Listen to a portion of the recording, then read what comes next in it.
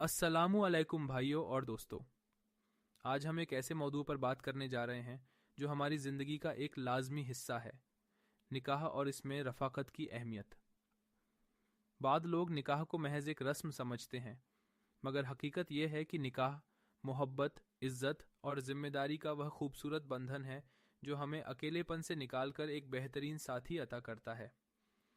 अल्लाह ताला सूरह अर-रूम सूरह 30 आयत 21 में फरमाते हैं, और उसकी निशानियों में से यह है कि उसने तुम्हारे लिए तुम ही में से जोड़े पैदा किए ताकि तुम उनसे सुकून हासिल करो, और उसने तुम्हारे दरमियान मोहब्बत और रहमत रख दी।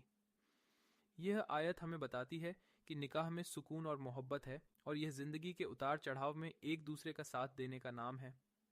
बतौर मर्द मेरी जिम्मेदारी सिर्फ कमाई करना या एक ख़ानदान बनाना नहीं, बल्कि अपनी बीवी को इज्जत देना, उसकी राय को अहमियत देना और उसके साथ एक बेहतरीन दोस्त की तरह ज़िंदगी गुजारना है। निकाह सिर्फ कानूनी मुआहिदा नहीं, बल्कि एक रफ़ाकत है जो एक दूसरे को मुकम्मल करती है।